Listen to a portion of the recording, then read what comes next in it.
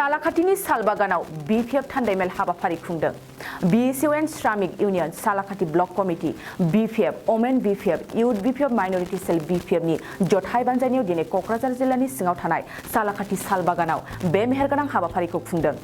हाबाफारियाव BSU आरो BPF नि दैदेनगिरिफोरजों लोगोसेनो गोबां BPF दोलोखौ मोजां मोनग्रा रायजो राजाफोरनि बाहागो लानायखौ नुनो मोन्दों।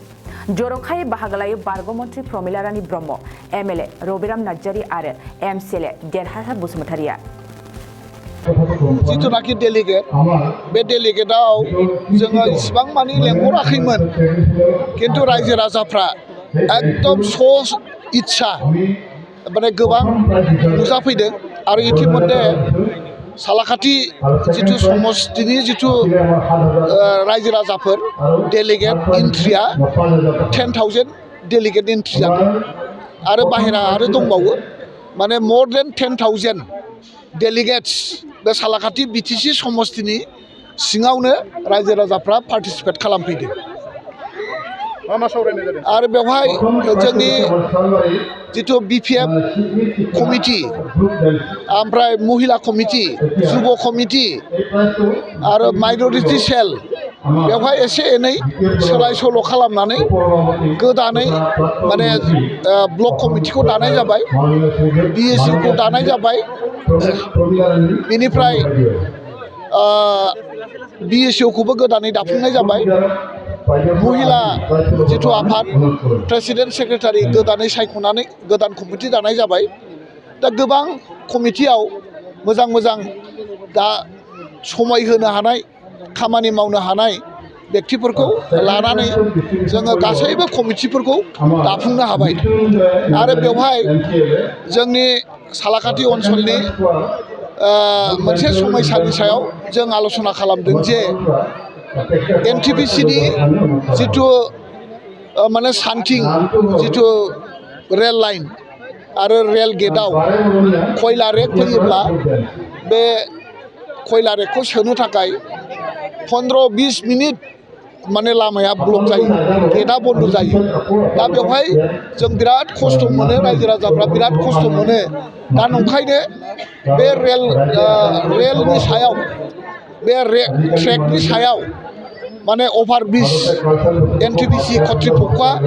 बानायनांगौ, बेनि थाखाय जोङो मोनसे रिजलिउसन लादों आरो बे रायजो राजानि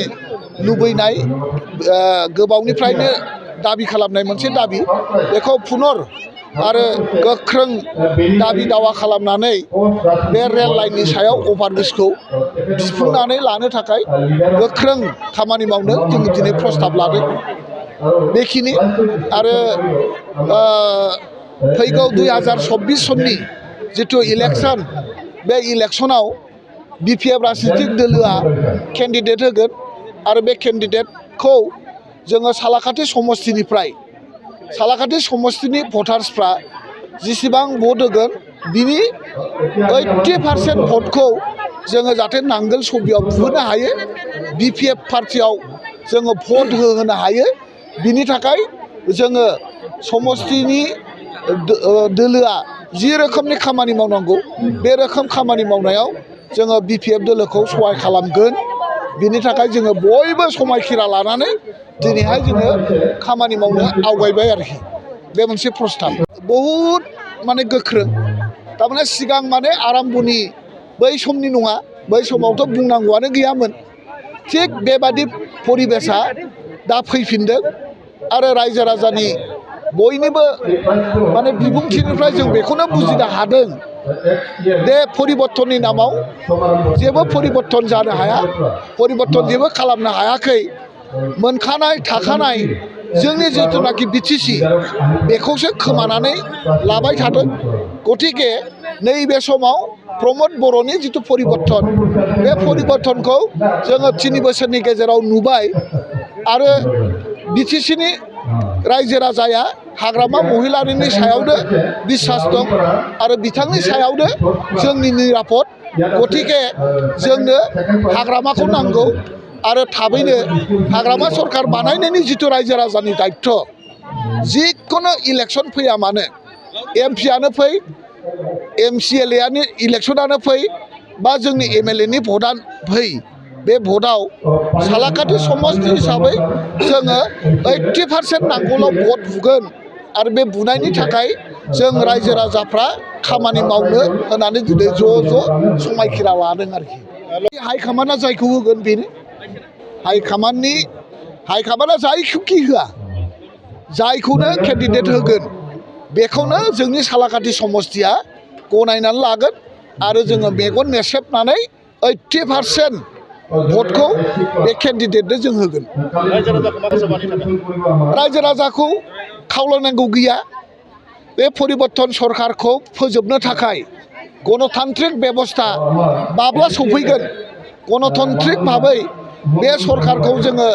माला माने फोजोबनो हागोन आरो गणतान्त्रिक भाबै माब्ला गोदानै जोङो बिटिसिआव गोदान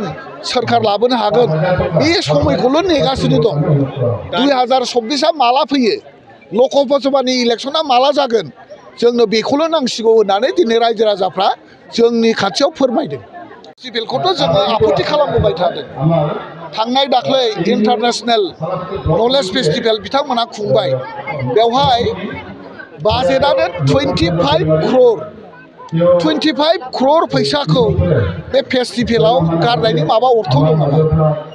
आरो फेस्टिभेल खुंनानै रायजो राजाफोरखौ बे जिथुनाखि यां जेनेरेसन बे सेन्टिमेन्ट एक्सप्लयटेसन बे कालचार मोजां मोनग्राफोरनि सेन्टिमेन्ट एक्सप्लयट खालामनानै जावसिनि जिथुनाखि बेर्थथा बै बेर्थथाखौ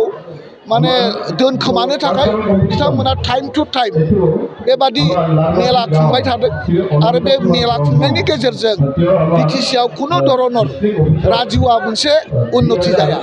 बेखौ जों सदाय रायजो राजानि खाथियाव बुंदों 25 crore नलेज फेस्टिभेलाव इउनिभार्सिटिया बाजेट खालामनानै खुंबाय बेजों मा लाब जाखो मा लाब जायाखै रायजो राजाया दिनैनि दिनाव बयबो सचेतन जाबाय कनसियास माने बिटिसिनि कनसियास रायजो राजाया बेखौ दा बुजिनो हाबाय आरोखि नाटकसो बियो मोनसे माजे माजे एटम बमा गावबाय थायो रायजो राजाखौ माने बुरबक नंदों बा रायजो राजाखौ जाम्बा साजायनायनि माने बेना बेसो बे गावनि मानसिखौनो नोङो आर'नाइ सोनानै थफि गानहोनानै बिपिएफनिफ्राय 3000 हाबबाय 4000 जोब्बाय हाबबाय माबा हाबबाय होननाया जाहैबाय बिनि मोनसे राजनितिकसो खुनु बिपिएफआ इउपिपिएलआव थाङा दा जोंनाव जोंनि बिपिएफआव हाबनो थाखाय